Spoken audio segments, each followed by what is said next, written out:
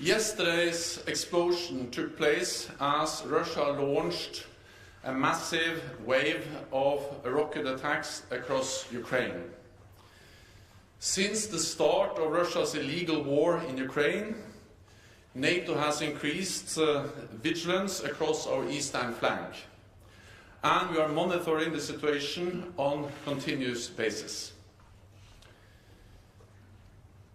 An investigation into this incident is ongoing, and we need to await its outcome. But we have no indication that this was the result of a deliberate attack. And we have no indication that Russia is preparing offensive military actions against NATO. Our preliminary analysis suggests that the incident was likely caused by a Ukrainian air defense missile fired to defend Ukrainian territory against Russian cruise missile attacks. But let me be clear, this is not Ukraine's fault. Russia bears ultimate responsibility as it continues its illegal war against Ukraine. In the meeting today, NATO allies offered their deepest condolences on the tragic loss of life. They expressed their strong solidarity with our valued ally Poland and made clear that we will continue to support Ukraine in its right to self-defense. Russia must stop this senseless war. Last night I spoke with the Polish President Andrzej Duda and with US President Joe Biden. We agreed that we need to stay vigilant, calm and closely coordinated. We will continue to consult and monitor the situation very closely. NATO stands united and we will always do what is necessary to protect and defend all allies. And with that, I'm ready to take your questions.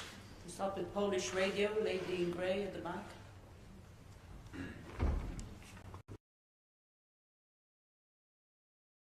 Polish Radio, public broadcaster, Polskie Radio. Secretary General, what could be the outcome in concrete terms of today's meeting, the Europe,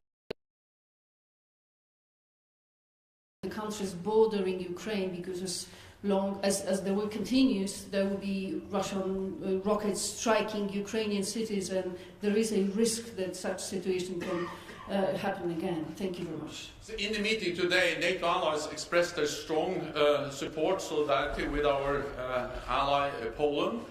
They also expressed their deepest condolences for the tragic loss of life. And NATO has significantly increased its presence in the eastern part of the alliance, in particular since the invasion of Ukraine in February, with more troops on land, ground troops, but also with significant, substantial air and naval power. And this has, of course, both increased our air defense capabilities, but also our capabilities to monitor, to have a full picture of what's going on the border between NATO allies like Poland and Ukraine. And we are constantly assessing what more we need to do. We also have made important decisions at our summit in Madrid to further strengthen our presence in the eastern part of the alliance. BBC. Thank you, Jessica Parker from BBC News. I just wanted to ask, given the incident that happened last night, do you think this was perhaps the most tense moment for NATO in this conflict so far? Thank you. I'm always careful to rank different incidents and situations. It demonstrates that the war in Ukraine, which is President Putin's responsibility, continues to create dangerous situations. At the same time, we have to remember that this happened at the same time as Russia launched a wave of new indiscriminate missile and air attacks on Ukrainian cities, attacking critical civilian infrastructure, hitting civilian targets. Then it's nothing strange. Then of course that is in itself a very dangerous situation. And then we then also see that there may be also consequences on NATO territory. It's a consequence of the war that Russia wages against Ukraine. We'll go to the Ukrainian news agency in the middle. Thank you for the floor. Dmytro Shkurko, National News Agency of Ukraine. I just want to mention that Ukrainians do understand the pain of the Polish people and have the greatest sympathy with them. My question is how that incident will be reflected on the assistance that allies provided for Ukraine in air defense. Where will be some kind of new systems to cover the Ukrainian sky? Thanks. There will be a meeting today in the contact group for Ukraine to coordinate the support NATO allies and partners and others are providing to Ukraine. And the main focus of our efforts over the last months has been on air defense, especially since Russia started to launch these indiscriminate attacks on Ukrainian cities a few weeks ago. And I welcome that more and more allies and partners are providing advanced air defense systems to Ukraine. NASAMS, Hawk batteries from Spain and others. And I also know that Sweden has made new announcements of additional support also with air defenses to Ukraine. So we are mobilizing additional support, especially when it comes to different types of air defenses. NATO is also providing counter-drone systems. We need many different systems to protect against cruise missiles, ballistic missiles, but also drones. And we need a layered defense of Ukraine. That's exactly what the allies are providing in different ways. Bloomberg. From Bloomberg. Does this incident, will this spur more air defense for allies on the eastern border? I know you said there has been a step up since the beginning of the war, but does more need to be done? Thank you. So we are constantly assessing our presence in the eastern part of the alliance. We have significantly increased our presence on land, at sea and in the air, and that has significantly increased our air defense capabilities, especially in the eastern part of the alliance. At the same time, we have no indication that this incident was a result of a deliberate attack on NATO territory. And we have no indications that Russia is planning offensive military actions against NATO allies. So I think this demonstrates the dangers connected to the ongoing war in Ukraine, but it hasn't changed our fundamental assessment of the threat against the NATO allies. It shows the importance of monitoring, of being vigilant of the presence, and we made decisions for long-term adaptation of NATO's deterrence and defense at the summit in Madrid in June, and that includes partly more presence in the east, partly more pre-positioned equipment, in particular in the eastern part of the alliance, and partly earmarked forces so we can quickly scale up the battle groups we have in the eastern part of the alliance. And of course, all of this will also further strengthen our air defense capabilities. Then air defense is partly land-based, but air defense is also very often air-based, also aircraft, and naval-based, based on our ships. And of course, air forces and naval forces is something we very quickly can move in. SACEUR has, our Supreme Allied Commander in Europe, has already authorities to move in additional forces, including air and naval forces, to augment our air defenses quickly if needed. Frank Dogimani.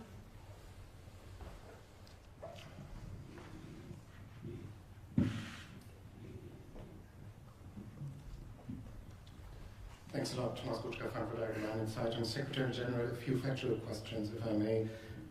First of all, the debris found near the border of Poland and Ukraine, is this debris only from an Ukrainian rocket launched to intercept a Russian missile, or is there also debris of a Russian missile?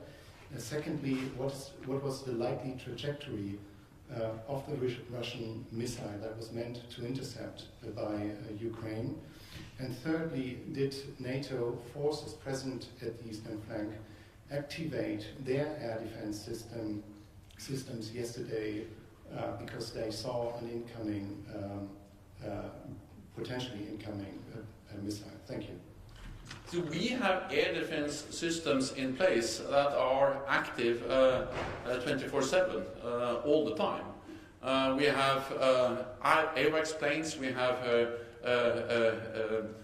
aircraft, we have land-based systems, and we have naval-based systems.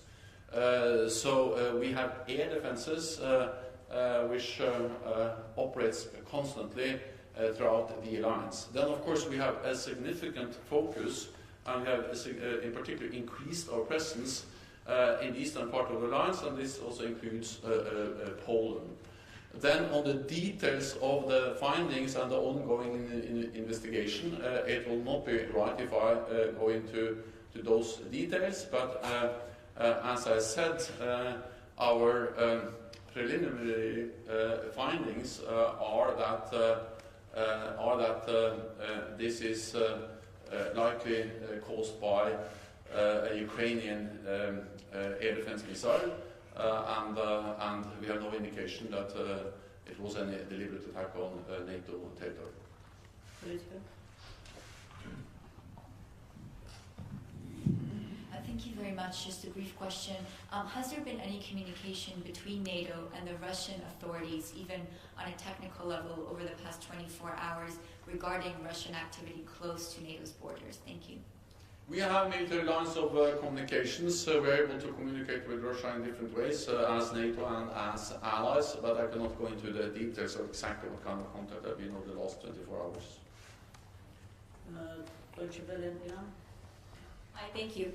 Does the fact that the Polish government, even after hours of assessing what had happened, was still ready, as of this morning, as I understand it, to possibly ask for Article 4 consultations, does that indicate to you that they do not feel reassured, despite all of these measures that have already been taken? And you said that you're constantly assessing and you've got things on tap. Are military planners making any additional plans at this very moment to send more to Poland, to reassure them? Because obviously this is a credible scenario since they had Article 4 teed up even after investigations were underway. Thanks. So I spoke with President Duda last night. We agreed on the importance of awaiting the outcome of the investigation. We don't have the final outcome of the ongoing investigation, but all allies agree on the assessment I just shared, that we have no indication that this was a deliberate attack. And of course that has consequences for what kind of responses that we need to take, since we have no indication that this was a deliberate attack or that Russia is planning any offensive military actions against NATO allies. But we all also agree that Russia bears the ultimate responsibility.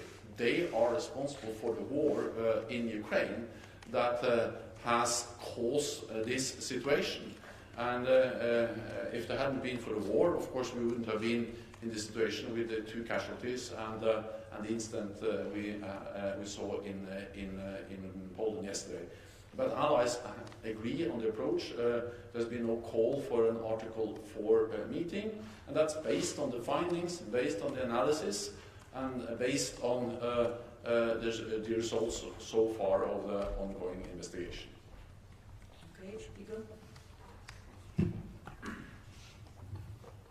Secretary Secretary General, you just said that everything would be done to protect the allies. Now, the village where the missile hit yesterday was very close to the Ukrainian border. So, in order to effectively protect Poland from incidents like these in the future, would it not be conceivable or make sense from your point of view to extend the NATO air defense umbrella into Ukrainian territory in order to intercept missiles which might be headed to potential targets near the Ukrainian-Poland border? NATO allies are not party to the conflict in Ukraine. NATO and NATO allies provide support to Ukraine. We help Ukraine to uphold the right for self-defense. That's a right which is enshrined in the UN Charter. And of course, Ukraine has the right to defend itself against Russia's illegal war of aggression against Ukraine. And our main priority now, or one of the top priority now, is to provide more air defense systems for Ukraine. Our air defense systems are set up to defend against attacks around the clock. But we have no indication this was a result of a deliberate attack, and this incident does not have the characteristics of an attack. And that also explains why the reactions were as they were last night, because this was not a deliberate attack and didn't have the characteristics of a deliberate attack against NATO territory. Markus Pals with ARD German TV. I have two questions, if I may. The first one is a more personal one. Everybody was very scared, I think, yesterday evening. Everybody understood that it could be a potentially very dangerous situation. How was your personal reaction when you first heard about it? And the second one is about, you said the debris that was found is probably from a Ukrainian air defense missile. The Ukrainian foreign minister said this is a Russian conspiracy theory and it's not true. How do you judge that he made this judgment on the origin? Thank you. Sorry, the last question. Kuleba said it is a Russian conspiracy theory that it is a Ukrainian air defense missile.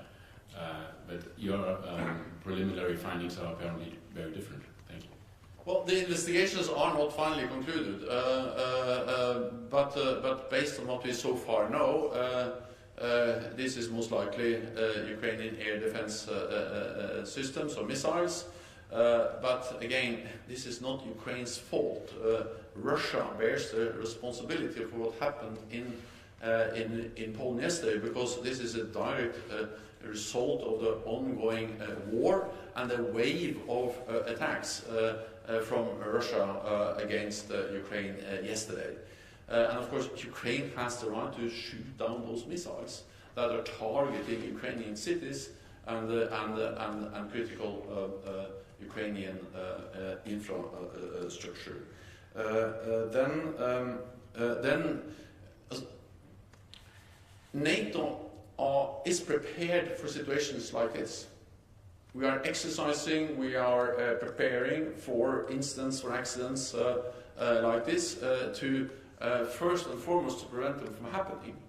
But if they happen, to ensure that they don't spiral out of control. So yes, of course, we were concerned when we got the reports yesterday, and especially we were saddened by the fact that there were 2 casualties. But at the same time, we are monitoring, we are following very closely, and therefore we are prepared to handle situations like this in a firm, calm, resolute way, but also in a way that prevents further escalation. Thank you very much, Secretary General. You've said repeatedly that NATO has all the capabilities along the Eastern Front and that you're ready for these sorts of incidents at any moment. So was this a failure of NATO's defences that this missile was able to hit Polish territory? Well, the air defense systems in the East, they are set up to defend us against attacks. And attacks, missiles, cruise missiles, ballistic missiles, they have special characteristics, which we then we follow and we monitor, and then we make a judgment whether it's an attack or whether it's something else. As I said, this was most likely a a Ukrainian air defense missile, this Ray, and of course that missile doesn't have the characteristics of an attack. And therefore that explains also why the actions were as they were, and that doesn't say anything about our ability to defend against deliberate attacks against NATO territory. Wall Street Journal. Thank you very much. Dan Michaels, Wall Street Journal. Just a couple more factual questions, if possible, if the analysis yet shows this. Do you know if there was a Russian missile in the immediate area that the Ukrainians were specifically trying to target? And do you know if the Ukrainian missile exploded on the ground, if it exploded potentially in the air in contact with the Russian missile, and if what was on the ground was just shrapnel or debris from that? Thank you very much. All of that are relevant questions, but I will not go into details, partly because there is an ongoing investigation, and we have to decide later on how many details we can reveal, but anyway, there are ongoing investigations, so it's an ongoing investigation that will look into those issues. TV2. Lady over there. Thanks. Elin Sørsfeld from TV2 Norway. Mr. Secretary General, the French President Emmanuel Macron, he urged China to play a greater mediation role during this conflict. Do you see a greater role for China? And second question, do you see any possibilities for peace negotiations in the near future? First and foremost, I believe that China should clearly condemn the invasion of Ukraine, which is a blatant violation of international law and the sovereignty and territorial integrity of Ukraine. And for instance, in the different votes in the UN, China has not voted in favor of those resolutions clearly condemning the invasion. Actually, China is also sharing much of the Russian narrative about the war, and that's a narrative which is not correct. It is Russia and President Putin that are responsible for the war, and they can also end the war. We have to remember what this is. This is a war of aggression, where one country, Russia, invades another country and tries to control and take territory from that country. And of course, Ukraine has the right to defend itself against the invasion, against the Russian aggression. If President Zelensky and Ukrainians stop to fight, of course, then Russia will win and they will achieve their military goals. So the reality is that if President Putin and Russia stops fighting, then we will have peace. But if President Zelensky and Ukrainians stop fighting, then Ukraine will cease to exist as an independent sovereign nation. They have the right to defend themselves as an independent nation. Most likely this war will at some stage end at the negotiating table. At the same time, we know that the outcome of those negotiations is closely and fundamentally linked to the strength on the battlefield. So the best way we can ensure, maximize the likelihood for a peaceful negotiated solution is to support the Ukrainians on the battlefield, because that will maximize the probability for them achieving an acceptable negotiated solution on the negotiating table. So yes, we all want peace. Yes, we all want this war to end.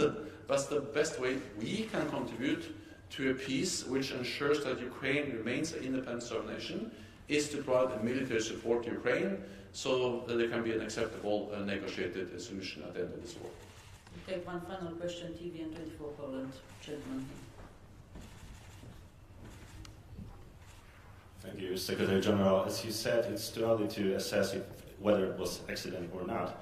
But for sure it was a stress test for the whole NATO. Could you assess that and rate the first reaction of the Polish government, the channel of communications, and the reaction of the NATO? Any room for improvement and any lesson learned for future? Thank you.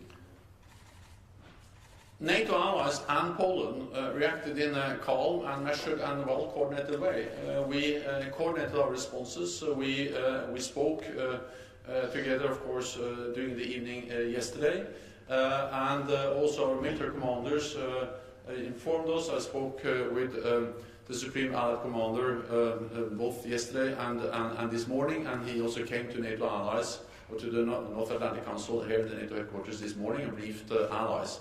So the coordination, the exchange of information, and the measured responses, and also the message that we need to establish the facts before we draw any final conclusions on the incident in Poland, that shows that NATO allies reacted in a prudent and responsible way. I think you have to understand that to manage this kind of incidents is partly about being firm and reacting quickly, but it's also about being calm and preventing unnecessary escalation. And we always need to find that balance, and therefore always it's also important to have the best possible picture of actually what happened. Therefore we actually said yesterday that we need some time to look into the incident. We did that over the course of the night, and then we have a clearer picture today, a picture that tells us that we have no indication that this was a deliberate attack, and no indication that this was something that was targeted on NATO territory, and no indication that Russia is planning any aggressive military actions against Ukraine. But what we do know is that the whole incident is caused by Russia's brutal war in Ukraine. So the best way of preventing anything like this from happening again is for Russia to stop this war. Thank you very much. This concludes this press conference. Thank you.